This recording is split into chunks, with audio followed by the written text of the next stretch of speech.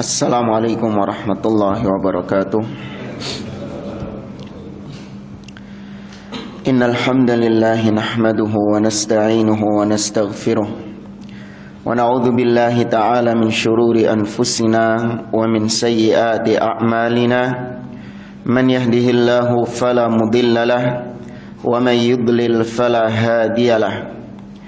Wa ashhadu an la ilaha illallah wahdahu la syarika lah. Wa ashhadu anna Muhammadan abduhu wa rasuluh. Ya ayyuhalladzina amanu taqullaha haqqa tuqatih wa la tamutunna illa wa antum muslimun. Ya ayyuhan nasu taqu rabbakumul ladzi khalaqakum min nafsin wahidah wa khalaqa minha zawjaha wa batha minhuma rijalan katsiran wa nisaa wattaqullaha alladzi tasaaluna bihi wal arham innallaha kana 'alaikum raqiba. Ya ayyuhalladzina amanu taqullaha wa qulu qawlan sadida yuslih lakum a'malakum wa yaghfir lakum dhunubakum wa may yuti'illaha wa rasulahu faqad faza fawzan 'azima. Amma ba'd.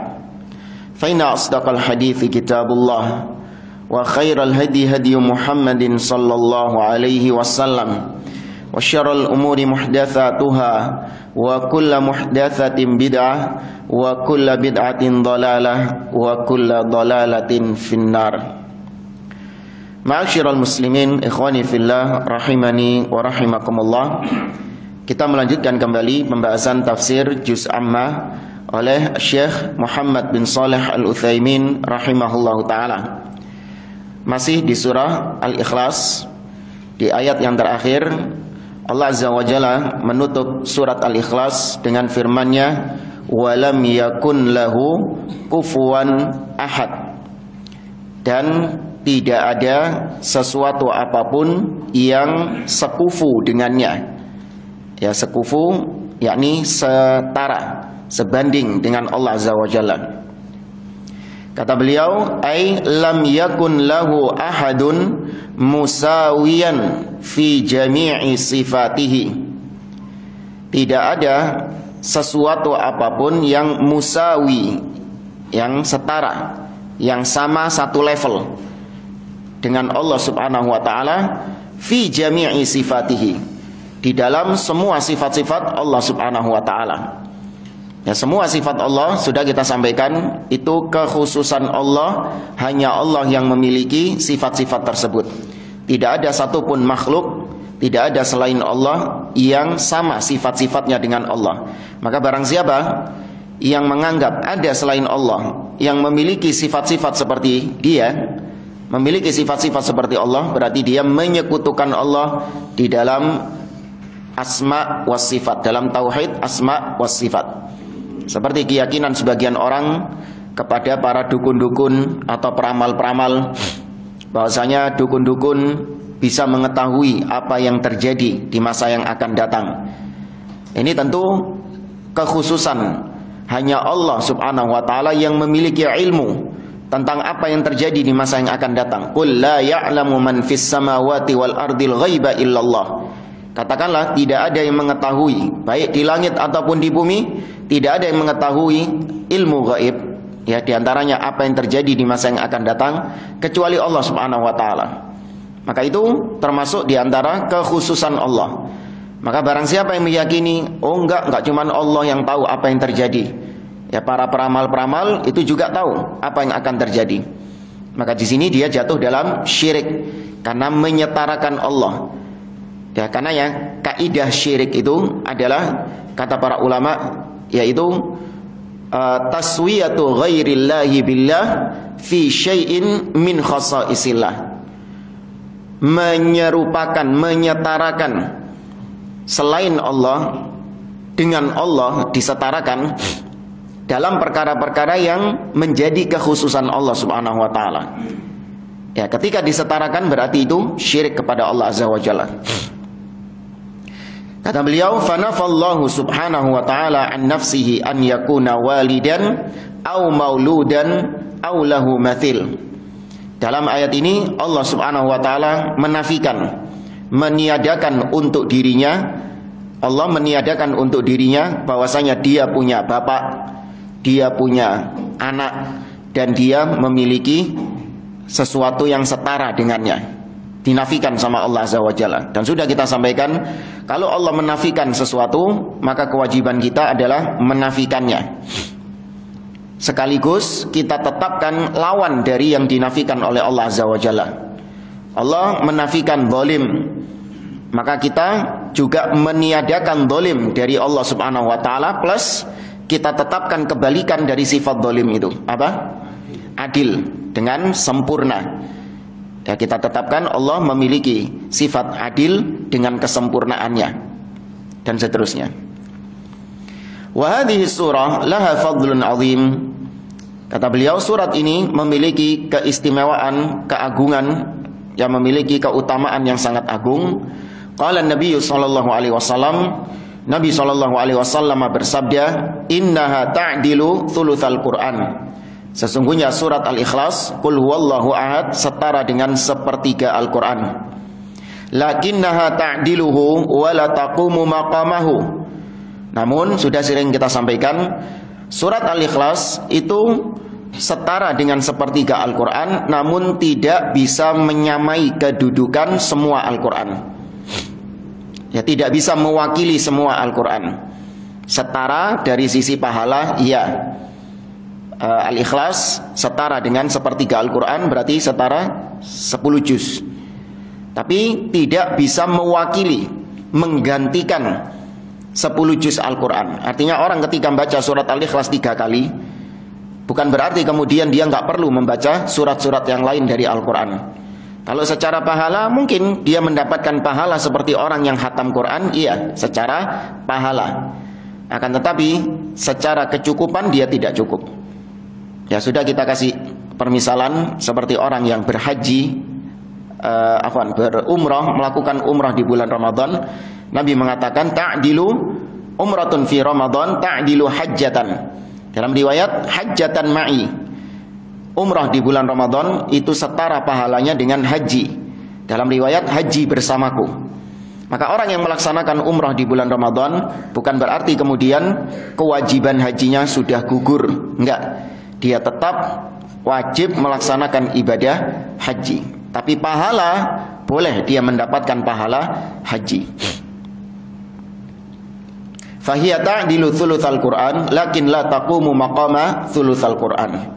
Bidalil annal insana law karraraha fi shalatil fariḍah 3 marrat lam takfihi 'anil Fatihah.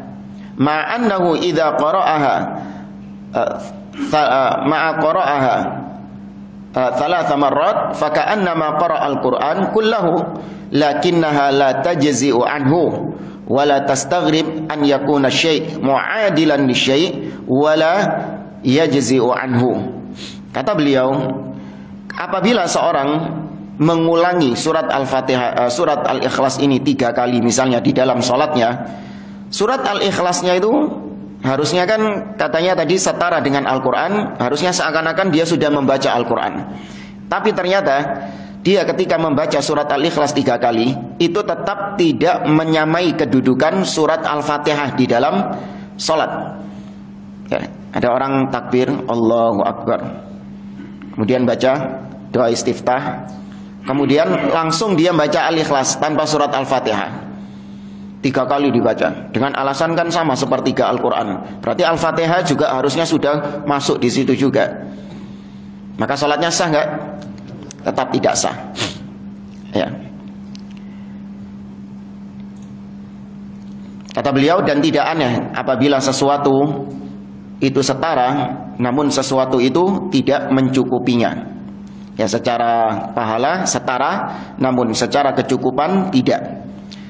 Faha huwa Nabi sallallahu alaihi wasallam akhbara anna man qala la ilaha illallah wahdah la syarikalah lahul mulku wa lahul hamdu wa huwa ala kulli syai'in qadir faka'annama a'taqa arba'ata anfus min bani Israil aw min waladi Ismail wa ma'a dhalik law kana alaihi raqabah raqabah kaffarah wa qala hadha adz-dzikr lam yakfihi 'anil kaffarah fala yalzam min mu'adalati syai' li syai' an yakuna qa'iman maqamahu fil ijza'. Nah, ini contoh yang lain yang bagus dibawakan oleh Syekh. Seperti misalnya Nabi mengabarkan tentang keutamaan zikir la ilaha illallah wahda la syarikalah lahul mulku wa lahul hamdu. Barang siapa yang mengucapkan zikir ini wa huwa ala kulli syai'in qadir. Barang siapa yang mengucapkan zikir ini, kata Nabi SAW, maka dia seperti membebaskan seorang budak dari Bani Israel atau seorang budak dari Bani Ismail. Namun ketika seorang ternyata dia harus bayar kafarah untuk menebus kesalahan dia, dan bayar kafarahnya ini dengan membebaskan budak. Contoh seperti apa? Nah, kalau yang biasa kita bahas ketika berhubungan di saat bulan Ramadan. Ya, ketika puasa di bulan Ramadan dia berhubungan suami istri. Ketika dia berhubungan suami istri, maka kafaratnya membebaskan budak atau puasa 2 bulan berturut-turut atau memberi makan 60 orang miskin, ya kan? Nah, ini urutan kan itu kan?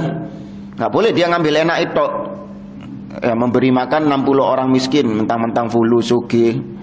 Nah, dia harus dari awal dulu membebaskan budak. Mampu nggak? Jadi zaman sekarang nggak ada budak, maka berarti yang kedua puasa 2 bulan berturut-turut.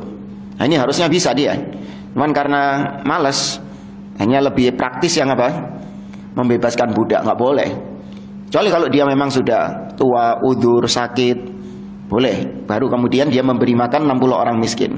Nah, kembali ke sini, dia ngelihat, wah, ini cocok ini hadis ini. Murah meriah ini.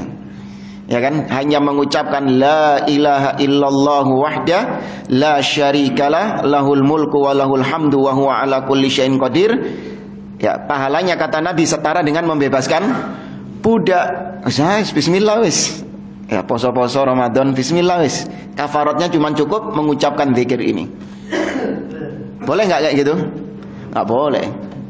Ya, karena itu pahalanya setara, tapi tidak cukup. Ya, tidak cukup menggantikan kedudukannya. Kata beliau, hadhihi surah kana Rasulullah sallallahu alaihi wasallam yaqra'u biha fi raq'ati tsaniyah fi sunnatil fajr wa fi sunnatil maghrib wa fi raq'atay at-tawaf wa kadzalika yaqra'u biha fil witri li'annaha mubayyinatun 'alal ikhlasit tami lillahi wa lihada tusamma surat al-ikhlas. Surat ini sering dibaca oleh Nabi SAW ketika rakaat kedua di salat sunnah qabliyah subuh. Ya, salat sunnah 2 rakaat sebelum subuh disunahkan membaca Qul ya ayyuhal kafirun di rakaat pertama, dan rakaat kedua Qul huwallahu ahad al-ikhlas. Kemudian juga di salat maghrib, ya, Nabi juga sering membaca di sunnah maghrib dan di sunnah setelah tawaf. Ya, setelah tawaf di Ka'bah, salat di belakang makam Ibrahim kalau bisa, atau di sekitar Ka'bah, itu juga disunahkan membaca Qul ya ayyuhal kafirun dan Qul huwallahu ahad. Demikian juga di dalam salat witir, Nabi SAW membaca surat Al-Ikhlas ini karena di dalam surat Al-Ikhlas mubayyinah, dijelaskan tentang keikhlasan yang sangat murni hanya untuk Allah Subhanahu wa taala. Ya, kemurnian yang sempurna hanya untuk Allah Azza wa Jalla. Karena surat ini disebut Al-Ikhlas, yaitu man qara'aha wa fahima ma'naha kana khalisan lillah atau kana mukhlisan lillah. Dinamakan surat Al-Ikhlas, sudah kita sampaikan, karena barang siapa yang membacanya dan memahami isinya, maka niscaya dia akan menjadi orang yang ikhlas dalam beribadah kepada Allah, jauh dari kesyirikan kepada Allah Azza wa Jalla. Atau disebut surat Al-Ikhlas karena surat ini murni hanya membicarakan tentang Allah Subhanahu wa taala, tidak membicarakan hal-hal lain selain Allah. Tidak ada bicara tentang malaikat, Allah tidak menyinggung tentang hari kiamat, Allah tidak menyinggung tentang Rasul, Allah tidak menyinggung tentang ya apapun dari hukum-hukum agama, tapi murni yang dibicarakan di ayat ini khusus hanya Allah Subhanahu wa taala. Selesai pembahasan surat Al-Ikhlas, kita melanjutkan tafsir surah Al-Falaq.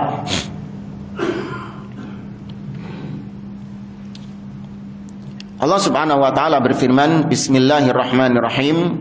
Qul a'udzu birabbil falaq. Katakanlah wahai Muhammad, aku berlindung kepada Rabb-nya Al-Falaq. Rabbul Falaq huwallah. Yang dimaksud dengan Rabbul Falaq itu adalah Allah Subhanahu wa taala dalam ayat ini. Berarti qul a'udzu billah. Karena Rabbul Falaq itu adalah Allah Subhanahu wa taala. Berarti minta perlindungan itu adalah sebuah ibadah atau yang dikenal dengan istilah al-isti'adzah, minta perlindungan. Ya, isti'adzah itu adalah ibadah kepada Allah Subhanahu wa taala. Maka barang siapa yang memalingkannya kepada selain Allah, berarti itu kesyirikan kepada Allah Azza wa Jalla. Meminta perlindungan kepada jin, minta perlindungan kepada kuburan keramat misalnya, itu berarti mempersembahkan ibadah kepada selain Allah. Pertanyaan, kalau minta perlindungan kepada aparat kepolisian, syirik nggak? Hah? Kenapa nggak syirik? Kan katanya minta perlindungan itu ibadah. Misalnya Anda mau ambil uang di bank 1 triliun misalnya, nah, keluar bank itu kan minta apa? Minta perlindungan. Iya. Syirik nggak? Kenapa nggak syirik? Masalah muamalah. Kenapa? Naam. Ya, bedakan antara kekhususan Allah Subhanahu wa taala dengan yang memang makhluk mampu untuk melakukannya. Minta tolong, minta perlindungan kepada makhluk yang mana makhluk punya kemampuan untuk melakukannya, maka ketika kita minta perlindungan dalam hal tersebut, ini bukan termasuk syirik, ya, bukan meminta tolong yang dilarang. Namun kalau minta perlindungan, meminta dalam perkara-perkara yang itu hanya Allah yang bisa, maka barang siapa yang memintanya kepada yang lain, ini yang termasuk syirik kepada Allah, karena hanya Allah yang bisa. Seperti minta perlindungan dari jin misalnya, dari gangguan syaitan, maka itu hanya Allah Subhanahu wa taala yang bisa melindunginya. Selain Allah Subhanahu wa taala tidak bisa melindunginya. Ya, bisa nggak aparat kepolisian melindungi Anda dari gangguan syaitan? Nah, nggak bisa. Itu kekhususan Allah Subhanahu wa taala. Kemudian kata beliau, wal falaqu al-isbah. Falak itu adalah waktu fajar atau waktu subuh. Wa yajuzu an yakuna a'am min dzalik. Tapi terkadang bisa jadi lebih luas daripada waktu subuh. Allah itu adalah Rabb-nya waktu subuh, yakni Rabb al-falak, yakni yang menerbitkan. Yang karena subuh itu kan ini apa? Muncul, terbit, menumbuhkan. Yang menumbuhkan matahari, menerbitkan matahari. Rabb yang menerbitkan matahari, Rabb-nya waktu subuh. Itu maksudnya. Tapi bisa juga lebih umum daripada itu. Annal falak kullu ma yutlikuhu Allah Ta'ala minal isbah wan nawa wal hab. Tapi bisa juga lebih umum daripada itu. Falak adalah segala sesuatu yang dimutlakkan oleh Allah Subhanahu wa taala, yang muncul, yang tumbuh, yang terbit, baik itu waktu subuh atau biji-bijian atau tumbuh-tumbuhan. Itu yang menerbitkan, yang menumbuhkan siapa? Allah Azza wa Jalla. Nah, beliau berdalil dengan firman Allah di surat Al-An'am. Ya, surah Al-An'am. Ini ada ayatnya di sini. Ada ayatnya sini. Enggak ada ya. Surah Al-An'am ya ayat 95. Di surah Al-An'am ayat 95 Allah mengatakan, innallaha faliqul habbi wan nawa. Ya, faliqu, ini falak. Allah yang menumbuhkan, Ya, hab yakni butir-butir biji-bijian. Ya, wan nawa, Allah juga yang menumbuhkan tumbuh-tumbuhan. Ya, maka falak itu lebih umum, bisa menumbuhkan matahari dan bisa juga menumbuhkan biji-bijian tadi. Wa qala faliqul isbah, dan Allah juga mengatakan di ayat setelahnya faliqul isbah. Di surah Al-An'am juga ayat setelahnya faliqul isbah, Allah yang menumbuhkan waktu subuh, menerbitkan waktu subuh.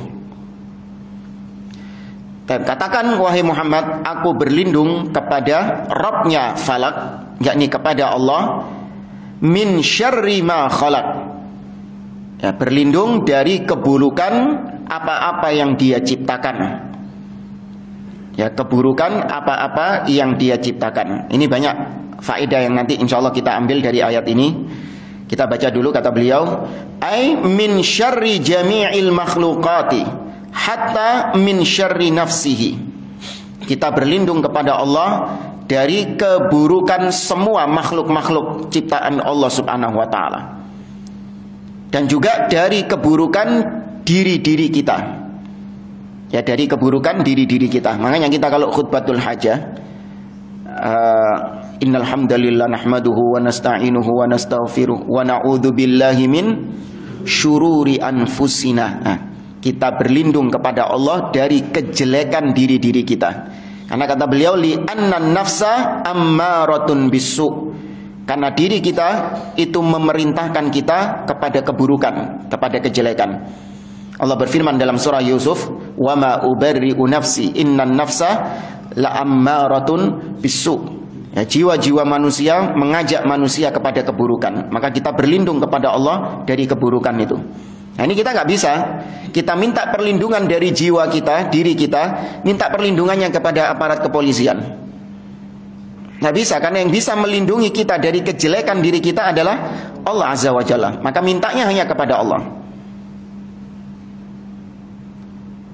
Fa idza qultu min syarri ma khalaq, fa idza qulta min syarri ma khalaq, fa awwalu ma yadkhul fihi nafsik, au fa awwalu ma yadkhulu fihi nafsuka, kama jaa fi khutbatil hajah. Wa na'udzu billah min syururi anfusina. Nah, ketika kita mengatakan min syarri ma khalaq, qul a'udzu birabbil falaq min syarri ma khalaq, dari kejelekan makhluk apa-apa yang Allah ciptakan. Maka pertama kali yang masuk di dalam ucapan ini adalah yang mengucapkannya, yaitu diri kita. Ya, kejelekan diri kita itu yang pertama kali masuk di ayat yang kedua itu. Bukan kejelekan orang lain tok yang dimasukkan, enggak. Tapi kejelekan diri kita itu justru ada di daftar nomor 1. Ya, ketika kita mengatakan min syarri ma khalaq, sebagaimana datang dalam khutbatul hajah tadi. Wa qawluhu min syarri ma khalaq yashmalu syayatinal insi wal jin wal hawam wa ghairi dzalik. Dari keburukan apa-apa yang Dia ciptakan, ini mencakup semua keburukan-keburukan, termasuk diantaranya syayatin, setan-setan. Ya, baik dari kalangan jin ataupun dari kalangan manusia. Seperti yang Allah firmankan di surah Al-An'am juga, kata Allah Subhanahu wa taala, wa kadzalika ja'alna likulli nabiyyin aduwan syayatinal insi wal jin yuhi ba'dhum ila ba'din zukhrufal qawli ghurura. Demikianlah kami jadikan setiap nabi memiliki musuh-musuh berupa setan-setan dari kalangan jin dan manusia. Nah,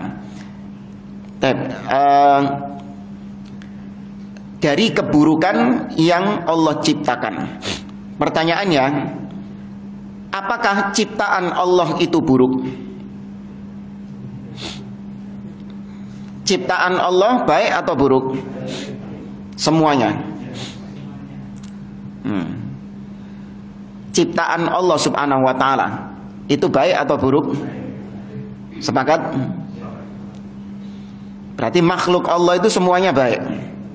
Kan ciptaan berarti makhluk.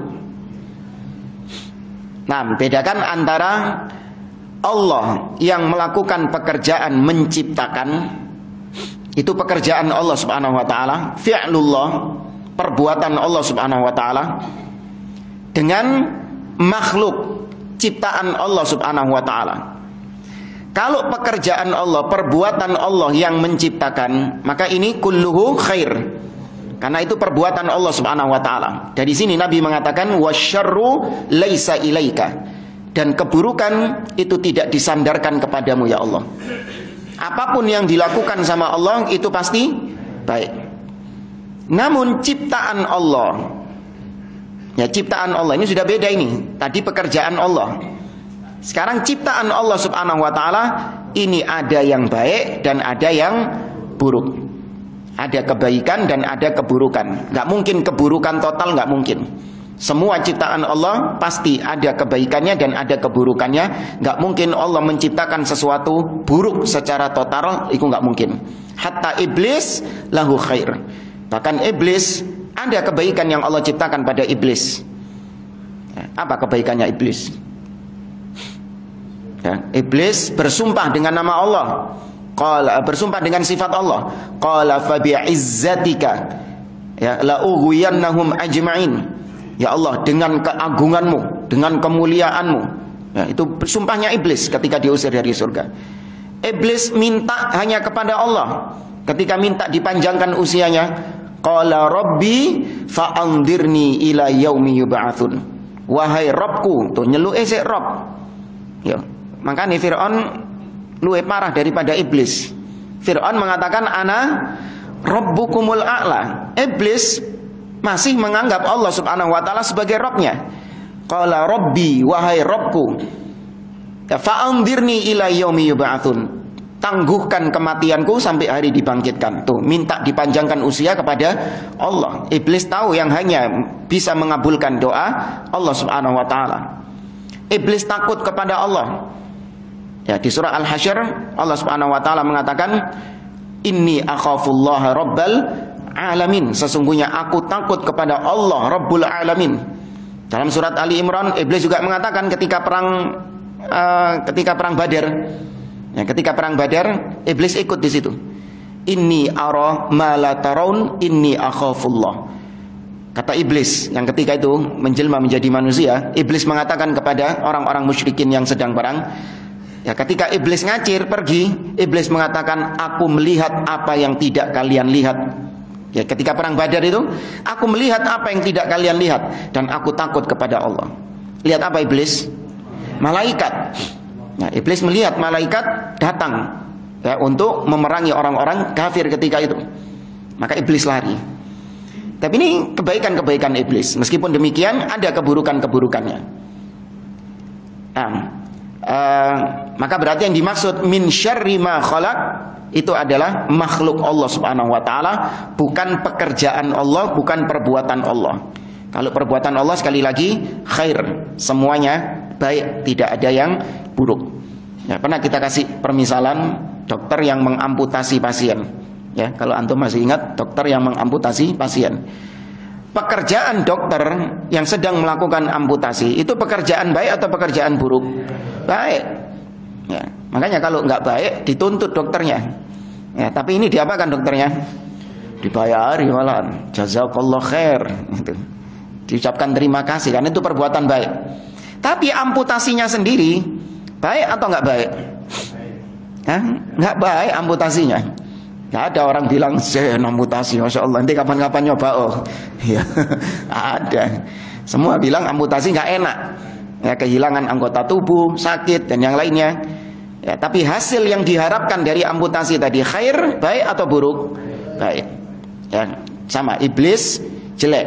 Tapi hasil perbuatan iblis tadi ada kebaikan yang ingin dicapai oleh Allah Subhanahu wa taala, kebaikan yang dikehendaki oleh Allah. Dengan adanya iblis ada yang bermaksiat.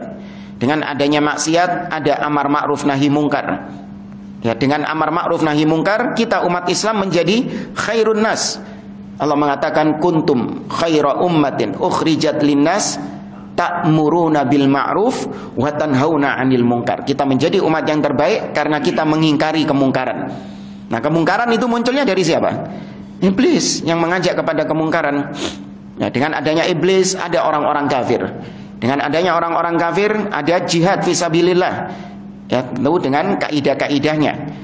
Ini semuanya adalah kebaikan-kebaikan yang timbul dari iblis tadi. Tapi meskipun demikian, nggak boleh kita mensupport iblis. Ya, nggak boleh kita mensupport iblis. Kan iblis ini anunya baik, Ustaz. Tujuan dampaknya baik. Karena tadi ada, dengan adanya iblis ada dakwah, ada yang bermaksiat, ada yang tobat dari maksiatnya. Itu kan gara-gara iblis. Iya. Terus apa? Ya, saya support iblis saja. Biar nanti banyak yang tobat, banyak yang amar ma'ruf nahi mungkar. Oh enggak. Ya, dalam masalah ini kita tetap mengikuti syariat. Kita diperintahkan mengingkari kemungkaran, bukan malah mendukung kemungkaran, enggak. Kemudian ayat ini juga digunakan sebagai dalil oleh orang-orang Qadariyah yang mereka menolak kalau Allah Subhanahu wa taala menciptakan keburukan. Jadi orang-orang Qadariyah, kelompok Qadariyah, mereka meyakini bahwa yang menciptakan kebaikan itu Allah, sedangkan yang menciptakan keburukan adalah manusia itu sendiri. Ya, ini keyakinannya orang-orang Qadariyah sama seperti keyakinannya Majusi. Makanya dikatakan oleh para sahabat, Al-Qadariyah majusu hadhil ummah. Kelompok Qadariyah adalah majusinya umat ini. Kenapa? Karena Majusi meyakini ada dua Tuhan, Tuhan cahaya dan Tuhan kegelapan. Kebaikan-kebaikan diciptakan oleh Tuhan cahaya, sedangkan keburukan-keburukan diciptakan oleh Tuhan kegelapan. Nah, kelompok Qadariyah mirip kayak gitu. Ya, kelompok Qadariyah meyakini kebaikan itu diciptakan oleh Allah dan keburukan itu diciptakan oleh makhluk. Karena Allah nggak mungkin menciptakan keburukan, kata mereka. Nah, itu tadi bukan hadis Nabi ya. Ada yang bilang itu hadis Nabi, keliru. Al-Qadariyah majusu hadhil ummah. Ini kalau disandarkan kepada Nabi salah. Yang benar itu adalah athar dari Abdullah bin Mas'ud radhiyallahu taala anhu atau dari Abdullah bin Abbas juga radhiyallahu taala anhuma. Ya, tapi kalau disandarkan kepada Nabi itu tidak sahih. Apa maksudnya? Min syarri ma khalaq. Kalau kelompok Qadariyah bacanya min syarrin ma khalaq. Ya, aku berlindung kepada Allah Rabbul Falak min syarrin, dari keburukan-keburukan ma khalaq, yang tidak dia ciptakan. Ya, jadi ma di situ adalah nafiyah, untuk menafikan. Tuh buktinya Allah itu tidak menciptakan keburukan. Allah itu hanya menciptakan khair, yang baik-baik. Makanya bacanya itu mereka dengan min syarrin. Ya, min syarrin ma khalaq. Bingung jemaah. Ya, pokoknya kalau ada imam bacanya keliru, min syarrin ma khalaq, itu kesalahannya fatal. Ini berarti ada bau-bau Qadariyahnya ini. Ya, ada bau-bau Qadariyahnya ini. Karena kalau dibaca min syarrin ma khalaq, itu adalah menafikan bahwa Allah yang menciptakan keburukan. Karena ma di situ diartikan ma nafiyah, yang tidak dia ciptakan. Min syarrin ma khalaq, keburukan-keburukan yang tidak dia ciptakan. Padahal yang menciptakan kebaikan dan keburukan tetap Allah Subhanahu wa taala. Allah tidak hanya menciptakan yang baik-baik, Allah juga menciptakan keburukan. Tapi Allah menciptakan keburukan itu bukan karena zatnya, tapi karena apanya? Dampaknya. Ya, Allah menciptakan keburukan bukan karena zatnya. Bukan zatnya yang dikehendaki sama Allah, tapi dampaknya. Ya kayak iblis tadi itu. Ya, Allah menciptakan iblis bukan karena keburukan iblis yang Allah kehendaki, tapi karena dampak daripada iblis itu yang Allah kehendaki. Jadi iblis ini hanya sebatas apanya? Jembatan saja.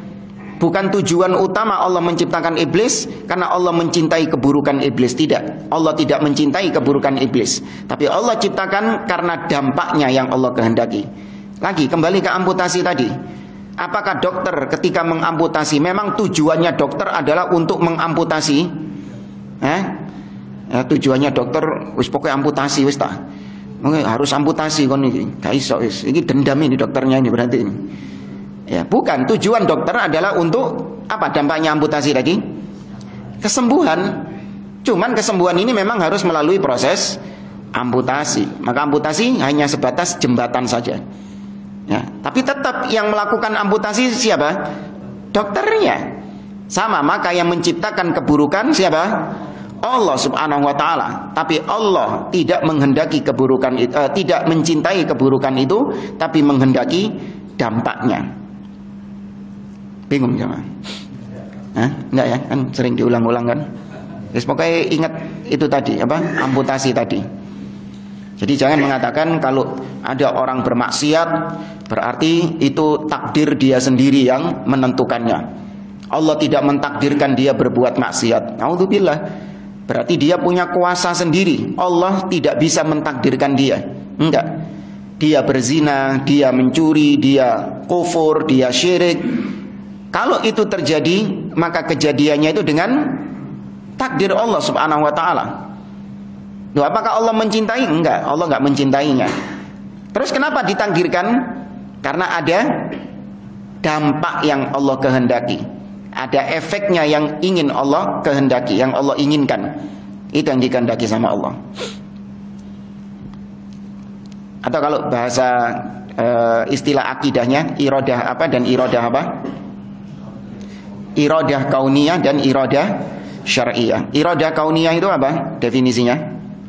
Segala sesuatu yang terjadi dicintai ataupun tidak dicintai. Kalau syariah kebalikannya, segala sesuatu yang dicintai terjadi ataupun tidak terjadi. Ya, itu bedakannya iradah kauniyah dan iradah syariah.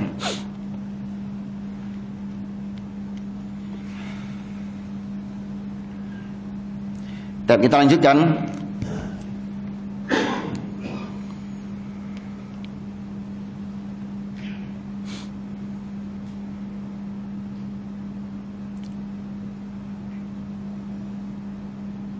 Dan kita lanjutkan ayat yang ketiga, kata Allah Subhanahu wa taala, min syarri ghasiqin idza waqab.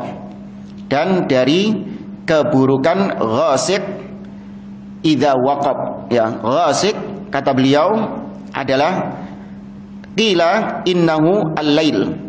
Ya, ghasiq ada yang menyebutkan dari para ulama, ghasiq artinya adalah al-lail, dari kejelekan malam, ya, keburukan malam. Waqila innahu al-qamar. Dan sebagian ulama lain berpendapat ghasiq itu artinya adalah al-qamar, bulan. Dan ini ikhtilaf, perbedaan penafsiran yang bisa diambil dua-duanya. Ya, ada yang mengartikan ghasiq itu malam, dan ada yang menafsirkan ghasiq itu bulan. Ya, ini dua hal yang bertentangan atau enggak? Bisa diambil. Bulan ya metune kapan? Malam, ya. Was-sahih innahu amun li hada wa hada. Kata beliau yang sahih, ghasiq itu umum, mencakup ini dan ini. Maksudnya bisa mencakup malam dan bisa mencakup bulan. Amma kaunuhu al-lail fali'anna Allah ta'ala qala. Adapun ketika diartikan ghasiq itu adalah malam, karena Allah Azza wa Jalla berfirman di dalam surah Al-Isra ayat 78, aqimis salata liduluki syamsi ila ghasaqil lail. Nah, disebutkan ghasaq, ya, ghasaqil lail. Ada tambahan lail di situ, gelapnya malam. Wal lail taktsuru fihi al-hawam wal wuhush. Falidzalika ista'adza min syarril ghasiq ay al-lail. Di sini kenapa kita berlindung kepada Allah dari kejelekan malam? Karena kata beliau ketika malam hari itu banyak terjadi kejahatan-kejahatan, ya, banyak terjadi keburukan-keburukan, itu terjadinya di malam hari. Ya, banyak terjadi di malam hari, yang perzinahan atau ya, Anda lihat maksiat-maksiat itu kebanyakannya dilakukan ketika malam hari. Ya, maka berlindung kepada Allah dari kejelekan malam.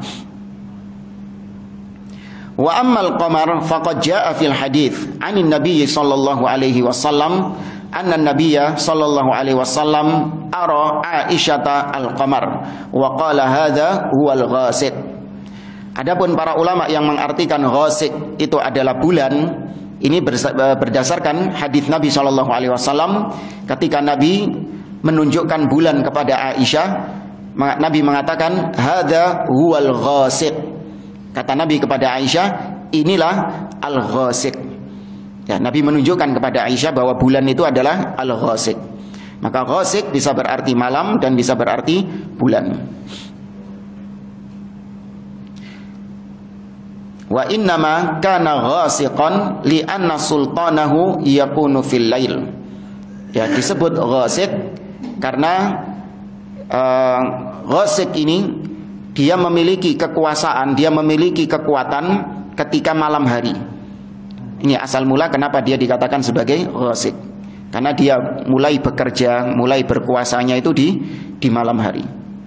Ya, kriminal-kriminal kejahatan itu kan mulai bereaksi, mulai bergejolaknya itu di malam hari. Wa qawluhu min syarri ghasiqin idza waqab huwa ma'tufun ala min syarri ma khalaq min babi atfil khas 'alal 'am. Li'anna al-ghasiq min makhluqatillahi 'azza wa jalla. Ayat ini min syarri ghasiqin idza waqab itu adalah sambungan dari ayat sebelumnya.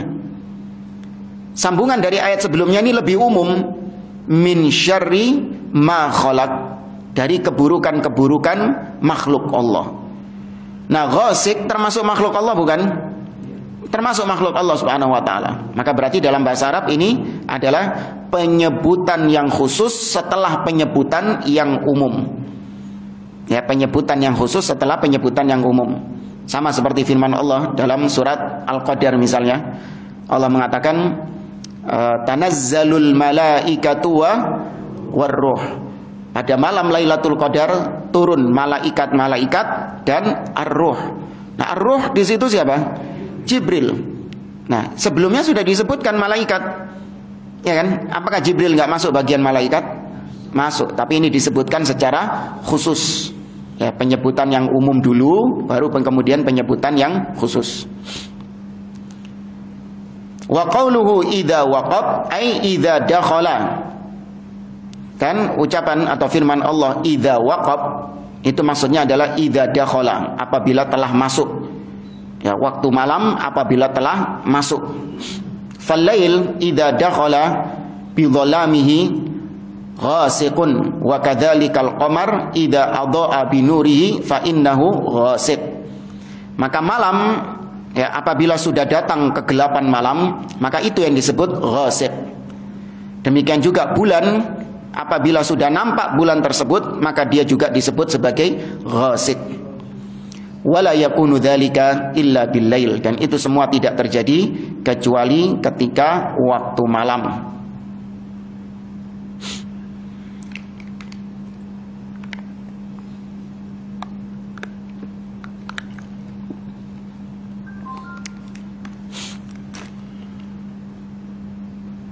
Dan kemudian ayat berikutnya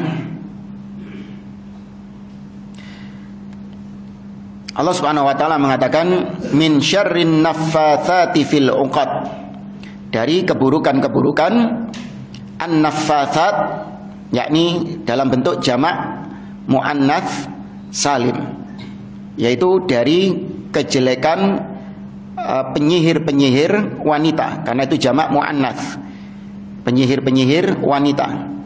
Fil 'uqad, yang meniupkan. Ya, an-naffatsat itu artinya yang meniup, wanita-wanita yang meniup.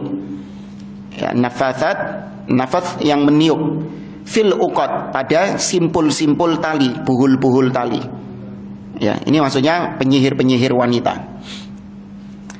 Kata beliau, an-naffatsat fil 'uqad hunna as-sahirat. Yang dimaksud an-naffatsat fil 'uqad, wanita-wanita yang meniup pada buhul-buhul tali, pada simpul-simpul tali, yang dimaksud adalah as-sahirat, yaitu tukang-tukang sihir, perempuan-perempuan tukang sihir.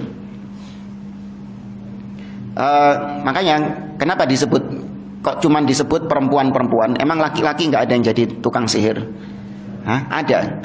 Cuman di sini disebutkan perempuan karena memang yang pertama kata para ulama, kebanyakan sihir di zaman tersebut adalah wanita. Penyihir-penyihir kebanyakannya adalah para wanita. Kemudian kata para ulama, terkenal memang sihir wanita lebih kuat daripada sihir laki-laki. Ya, sihirnya wanita itu lebih kuat dan lebih jahat daripada laki-laki. Ya, kalau laki-laki itu masih mikir kadang. Tapi kalau wanita yang dipakai perasaannya, yang dipakai perasaannya, nggak pakai pikirannya, nggak pakai akalnya, maka dia ingin kehancuran yang total kepada orang yang disihir itu. Ya, tanpa pikir panjang lagi sudah. Ya, wanita-wanita yang melakukan sihir. Kemudian juga dari sini, ya, wallahu a'lam, kenapa kok muncul istilah, adanya itu terkenalnya istilah nenek sihir. Iya kan? Pernah sering dengar kakek sihir? Jarang ya? Ya, banyaknya nenek sihir. Nah ini an-nafathat fil uqad, wanita-wanita yang meniup pada buhul tali. Yaqidnal al-hibal wa ghairaha, di mana dia ini mengikat dengan tali dan yang semisal dengannya. Wa tanfuthu bi qira'ah lazima fiha asma asyayatin ala kulli uqdatin taqidu thumma tanfuthu wa hiya bi nafsiha al khabitha turidu syakhsan muayyanan. Ya, kata beliau, wanita-wanita ini dia itu mengikat tali, kemudian dengan mantra-mantra disebutkan nama-nama syaitan, nama-nama jin-jin, ya jampi-jampinya. Kemudian dia ikat tali itu dan disebutkan nama tertentu yang menjadi sasaran sihirnya tadi. Ya, ditiupkan sambil ditiupkan. Ya, kemudian diikat lagi dengan beberapa ikatan. Masing-masing ikatan itu dia baca jampi-jampinya dan dia sebut nama orang yang dia sihir itu. Jangan ditiru loh ya. Wahia binafsiha al-khabitha. Penyihir ini memang secara asal dia itu khabitha. Ya, memang memiliki kejelekan, keburukan yang dia inginkan untuk orang yang disihir tadi. Ya, turidu syakhsan muayyanan fayu'athiru hadas sihr bin nisbati lil mashur. Maka sihir tadi itu bisa memberikan pengaruh kepada orang yang disihir. Ya, wa dzakarallahu an-naffathat duna an-naffathin li'anna al-ghaliba anna alladhi yasta'milu hadan naw'a min as-sihr hunnan nisa. Ini seperti yang kita katakan tadi. Allah menyebutkan an-naffathat, wanita-wanita yang menyihir, bukan an-naffathin, laki-laki yang menyihir, karena kata beliau kebanyakan yang menggunakan trik-trik sihir seperti tadi adalah wanita-wanita. Ya, tapi bukan berarti kemudian laki-laki nggak ada yang menyihir, nggak ada laki-laki yang menyihir. Ini dihukumi secara keumuman. Ya, dihukumi secara keumuman. Seperti alam barzakh disebut sebagai alam kubur. Ya, apakah yang mengalami alam barzakh hanya orang yang dikubur? Sedangkan yang dikremasi atau yang dibuang di laut terus nggak mengalami alam barzakh, nggak ditekani malaikat, tetap mengalami. Tapi kenapa alam barzakh disebut alam kubur? Dari sisi keumuman manusia kalau mati memang dikubur. Ini sama dari sisi keumuman. Tapi Ahlus Sunnah meyakini sihir itu ada dua. Ada sihir takhyili dan ada sihir hakiki. Sihir takhyili adalah sihir yang hanya sebatas dihayalkan, tipuan optik ya, ilusi optik kalau bahasa sekarang ya. Sihir yang sifatnya adalah ya ilusi optik, seperti sihirnya penyihir-penyihir Firaun. Ya, Allah sebutkan, kata Allah Subhanahu wa taala, yukhayyalu ilaihi min sihrihim annaha tas'a. Dihayalkan, ya dengan sihirnya itu dihayalkan seakan-akan tali-tali yang dilemparkan oleh penyihirnya Musa itu hidup. Padahal hakikatnya hidup enggak hidup. Makanya ketika Nabi Musa melemparkan tongkatnya, urip temenan. Nah, penyihirnya tahu ini bukan ilusi.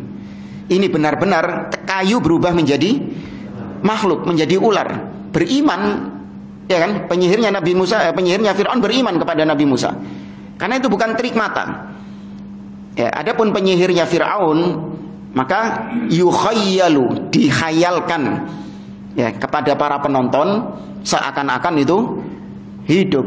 Padahal hakikatnya tetap masih bentuk tali, masih bentuk kayu, tetap. Ya, ini ilusi-ilusi optik yang sekarang mungkin kalau zaman sekarang pakai apa ya, tipuan ini apa namanya, tipuan trik kamera, ya kan? Kalau melihat penyihir-penyihir atau dengan tipuan komputer seakan-akan dia begini-begini, nah, itu namanya sihir takhyili. Ada juga sihir hakiki. Sihir hakiki benar-benar dia memberikan pengaruh kepada orang yang disihir secara hakiki, tapi tetap dengan izin siapa?